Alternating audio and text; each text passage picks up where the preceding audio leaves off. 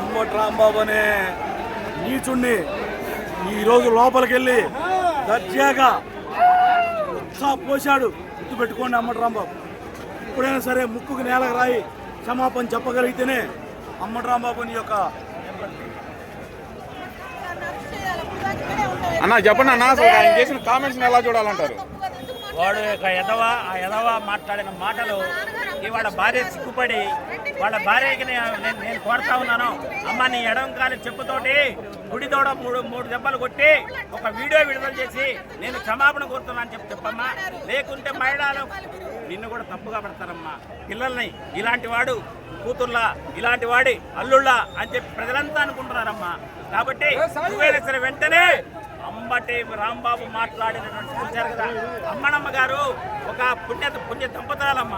అందుకే చంద్రబాబు నాయుడు గారు చూశారు కదా, ఆయన చిన్నతనం నుంచి బ్రహ్మాండంగా ఈ రాష్ట్రానికి ఈ దేశానికి పేరు తీసుకొచ్చిన మహానాయకుడిని ఆ విధంగా మాట్లాడినంటే వీడు అంబటి రాంబాబు గారు అన్నం తింటున్నా ఏం తింటుండో ఏం తింటున్నాడు ఏం తాగాడు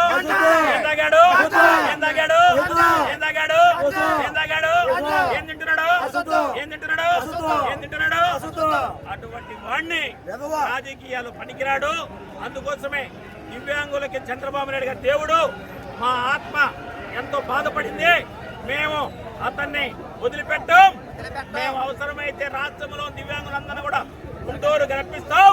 అతన్ని ఏం చేయాలో అది ప్రజాకోర్టులో ప్రజలు ఆల్రెడీ బుద్ధి చెప్పారు. అయినా కూడా బుద్ధి రాలేదు. రాకుండా మాట్లాడుతున్నట్టే ఇతన్ని ఏమి చేయాలో ఆ విధంగా చేస్తామని చెప్పేసి మా దివ్యాంగులమే చేస్తామని చెప్పి చేద్దామా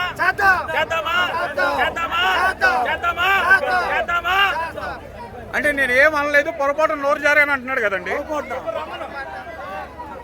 వాడు పొరపాటు అయితే అందుకే నేను చెప్తున్నా కదా, వాళ్ళ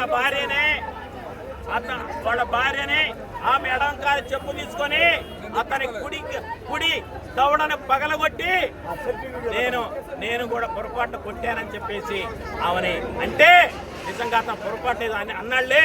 ఎవరినో 80 అన్నాడు. జగన్మోహన్ రెడ్డి అనాలి అనుకున్నాడేమో.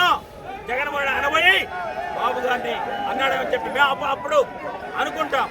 ఇతన్ని వదిలిపెట్టే ప్రసక్తి లేదు. వీడు ఆంబోతు రాంబాబు గారు వీడు. అరే ఆంబోతు రాంబాబు ఏమిరా, ఎందుకురా నీ బతుకెందుకురా నీళ్ళు లేని బావి చూసుకొని దూకురా, నీళ్లు లేని బావి చూసుకొని దూకురా.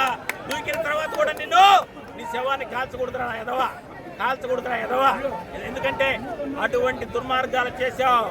నువ్వు మంత్రిగా ఉండి కూడా మహిళల్ని వేధించావు. మహిళలకి టెలిఫోన్లు చేసి ఏ విధంగా చేశావో రాష్ట్రంలోని మహిళలందరూ కూడా చూశారా ఎదవా. అటువంటి ఎదవి మా అమ్మనమ్మ గారిని నువ్వు అన్నవంటే నిజంగా ఈ చనిపోయిన వాళ్ళందరూ కూడా బాధపడుతున్నారా ఎదవా. ఆమె చూడండి, చనిపోయిన ఆమెను పట్టుకొని మాట్లాడావంటే నువ్వు అసలు మనిషివేనంట్రా. అందుకే అతను తినేది ఏంటి? ఏం తింటున్నాడు? ఏమి తాగుతున్నాడు?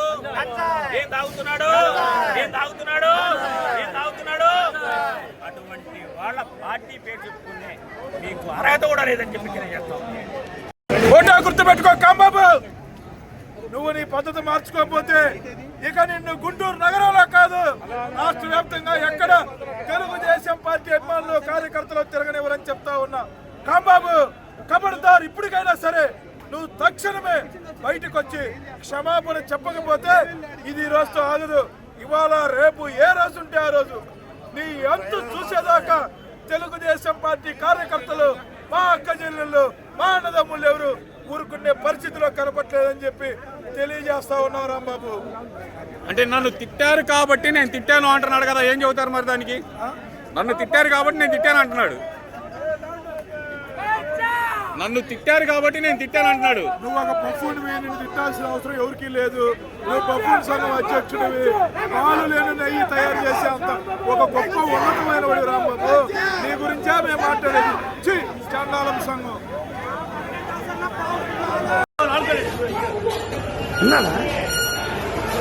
వైసీపీలో ఉన్నాడు.